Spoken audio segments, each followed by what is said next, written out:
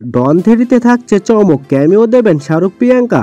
অপরদিকে সর্বোচ্চ পারিশ্রমিক হাঁকাচ্ছেন সালমান খান, জানাবো আপনাদের। প্রথমেই কথা বলি ডন থ্রি নিয়ে। 19 বছর আগে মুক্তি পাওয়া ফারহান আখতারের ডন দ্য চেজ বিগিনস এগেন সিনেমাটি দর্শক মহলে তুমুল সাড়া ফেলে। এরপর 2011 সালে আসে এর দ্বিতীয় কিস্তি Don two the king is back. দুই কিস্তিতেই বাজিমাত করেন শাহরুখ খান। এরপরে ফ্র্যাঞ্চাইজিটির তৃতীয় কিস্তি নিয়ে চলে জোর গুঞ্জন। আসে নতুন কিস্তির ঘোষণা, কিন্তু এতে অনেক বড় পালা বদল আসে। ঘোষণা আসে শাহরুখের বদলে এবার ডনের চরিত্রে অভিনয় করছেন রণবীর সিং, আর তার নায়িকা হিসেবে থাকছেন কিয়ারা আডবাণী। এবার জানা গেল নতুন খবর, যা সিনেমা প্রেমীদের উত্তেজনা কয়েক গুণ বাড়িয়ে দেবে। ডন থ্রিতে বিশেষ চরিত্রে ফেরার কথা রয়েছে প্রিয়াঙ্কা চোপড়ার, তবে তার উপস্থিতি ঠিক কতটুকু সেটা এখনো পরিষ্কার নয়। জানা গেছে সবচেয়ে বড় চমক, ডন থ্রিতে ক্যামিও চরিত্রে ফিরতে চলেছেন কিং খান শাহরুখ। তবে এটি মোটেও সাধারণ কোনো ক্যামিও নয়। শাহরুখের জন্য একদম আলাদা করে গ্র্যান্ড ক্যামিওর পরিকল্পনা করেছেন ছবির পরিচালক।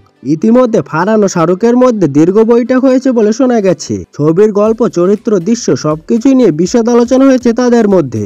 বলিউড অন্দরের খবর, এই বিশেষ উপস্থিতির জন্য শাহরুখ মৌখিক সম্মতি দিয়েছেন। তবে এই ক্যামিও হবে ঠিক কি ধরনের, গেস্ট অ্যাপিয়ারেন্স নাকি ভবিষ্যতে বড় কিছু পরিকল্পনার ইঙ্গিত, তা এখনো রহস্যই। এছাড়াও এই ছবিতে থাকছে আরো বড় টুইস্ট। ছবির মূল ভিলেনের চরিত্রে থাকবেন বিক্রান্ত ম্যাসি। তাকে এই চরিত্রে দেখা যাবে একদম নতুন রূপে। যদিও পরিচালক বা প্রযোজক কারো পক্ষ থেকে এখন আনুষ্ঠানিক ঘোষণা আসেনি। সবকিছু ঠিকঠাক থাকলে 2026 সালে মুক্তি পাবে ছবিটি।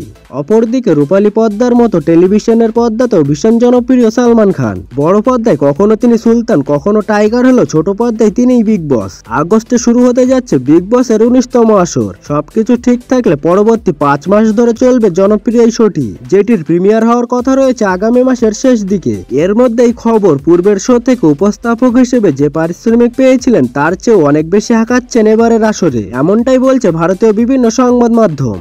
শোনা যাচ্ছে বিগ বসের গত শো থেকে 250 কোটি টাকা নিয়েছিলেন সালমান খান। এবার সেখানে সম্ভবত 300 কোটিরও বেশি নেবেন তিনি। তারও আগে বিগ বস 17 জন্য তিনি পেয়েছিলেন 200 কোটি টাকা, অর্থাৎ 2 বছর আগের উপার্জনের তুলনায় প্রায় 100 কোটি এবার বেশি পারিশ্রমিক নিতে চলেছেন ভাইজান। তবে এখন এই নিয়ে শো কর্তৃপক্ষ বা সালমান সবারই মুখে কুলুপাটা, কিন্তু জল্পনা তুঙ্গে উঠেছে ভাইজানের আকাশ ছোঁয়া পারিশ্রমিকের অঙ্ক নিয়ে।